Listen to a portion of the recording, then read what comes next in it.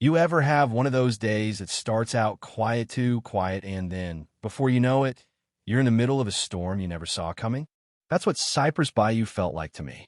Small town, wide streets, magnolia trees heavy with secrets where the cops carried themselves like landlords, not lawmen, and every black resident had a story they whispered only behind closed doors. You know what I mean?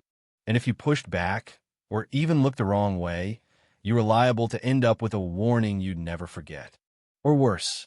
So picture this. Bright morning, air's still wet with dew. I'm standing on my mama's porch for the first time in 25 years. My name's Malcolm Everett Dr. Everett, if we're being formal. That old white house, paint peeling off like bad sunburn, still held the shape of my childhood ghosts in the curtains, memories in the woodwork. I just come back after decades working in D.C., keys in my hand, wondering if the place would recognize me. The lock didn't want to turn, as if even the house needed convincing that I was really home. No sooner had I stepped inside, dust rising around my ankles, than I heard that sound, the low creak of footsteps, someone outside watching me. Not even 10 minutes in, and the neighborhood's already on alert. Faces flashed behind lace curtains, eyes peeking out, quick to vanish. I could feel it, the weight of a black man returning to a town that never did forget, even when it pretended to. Then there was Mrs. Willis Silver hair bright as tinsel, came tapping like a metronome on my porch steps. "Lord have mercy! Is that little Malcolm?" she said, voice all honey and warning. She looked me up and down, saw the trench coat, the tired eyes, the city miles on my face. We sat together on that old swing, the chains creaking under years of shared history. She filled me in quick. Something ugly had grown in Cypress Bayou. The Jackson's gone. The Brown's gone. Always the same story. Missed payments, banks moving fast, new cops on the block who didn't know anybody and didn't care to. Mrs. Willis's voice dropped, and I knew what was coming next. Fear, the kind that travels through a town like a cold front.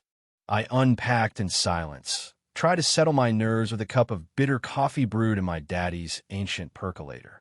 Sat on the porch, sun climbing higher. I watched two police cruisers roll by, slow as predators sizing up a wounded animal. I raised my mug, trying to look casual, but the message was clear: this was their street now, and they weren't happy about sharing. They rolled on, but the tension stuck around.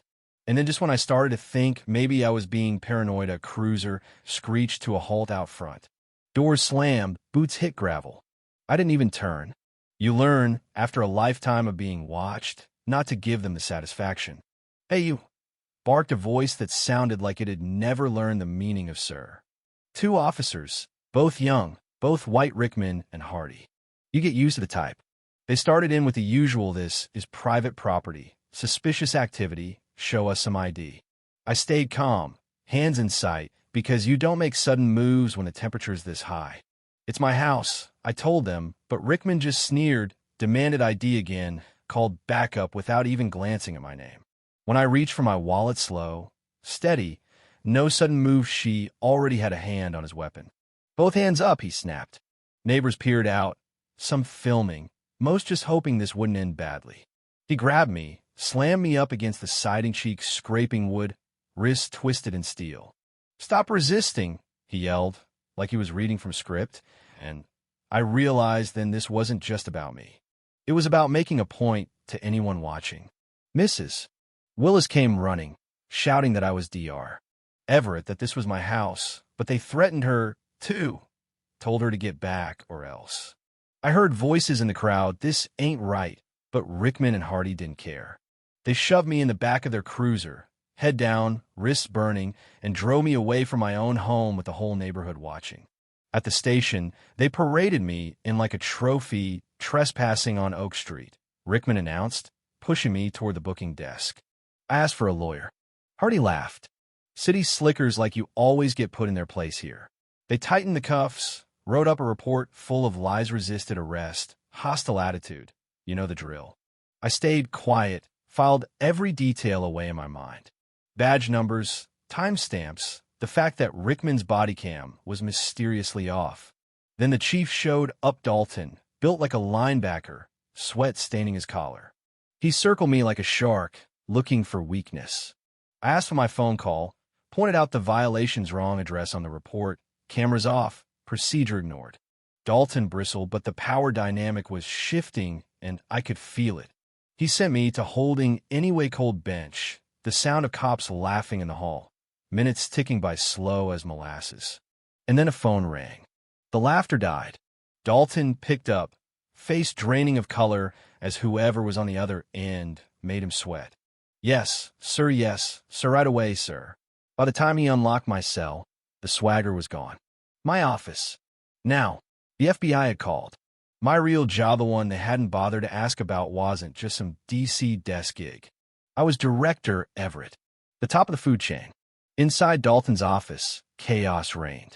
Phones ringing, news breaking, State Attorney General's voice booming through the speaker, demanding every scrap of evidence. Dalton's hands shook. Rickman and Hardy got suspended on the spot.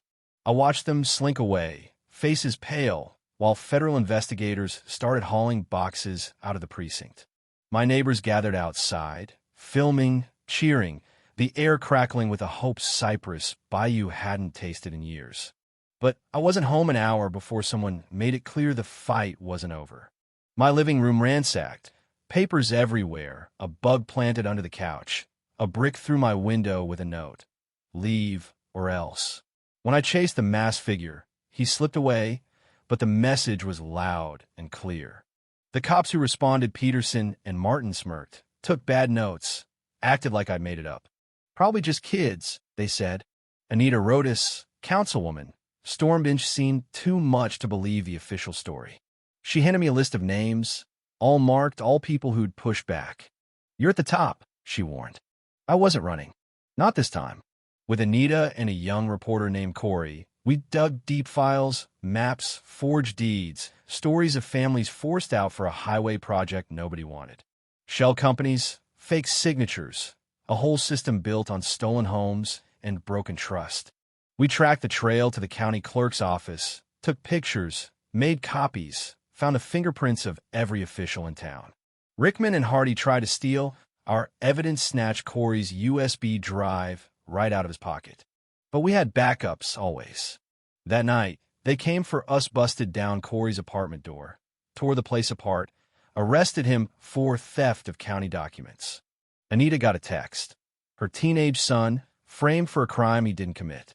Their message was simple: back off, or your family pays. But fear is a funny thing. Sometimes it turns to steel. That's what happened as the story broke, first local, then national. Neighbors came forward with videos, whistleblowers called in, the walls started to crack. And then, when they tried to kill Moran, my car, chased me through backyards, shot me in the arm, it just made the news bigger. FBI swept in, arrested the mayor, the chief, a who's who of Cypress Bayou's power structure. Every secret dragged into the light. The day I walked into that packed town hall, Anita and Corey by my side, was the day everything turned. We showed the evidence, maps, emails, recordings. The crowd roared. The feds took over. The old power broke. And when they handed me the golden key to the city, I knew it wasn't for might, was for every voice that refused to stay quiet, for every family who stood their ground. But, this isn't some Hollywood ending. Even as we danced in the street at the block party, as Mrs.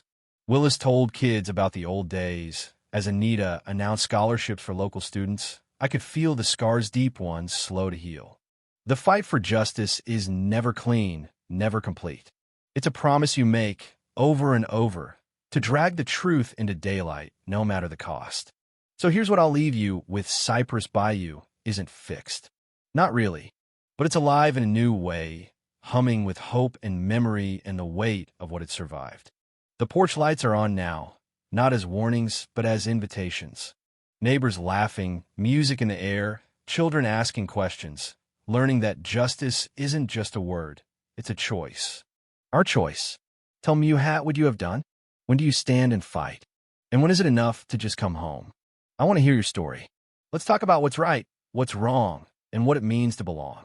Leave your thoughts below, and if this story moved you, share it with someone who needs a little hope tonight. Because in the end, that's how the world changes, 1,000 small lights, refusing to go out. Xin chào các bạn, mình là Trinh, mình phụ trách viết content.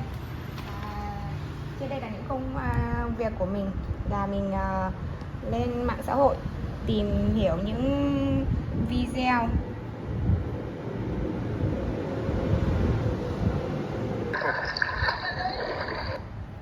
Next one? Alright. Thank you, man. Hey, if you guys have any trouble, let somebody know. Please. After the tree to hold on to. Yeah, they're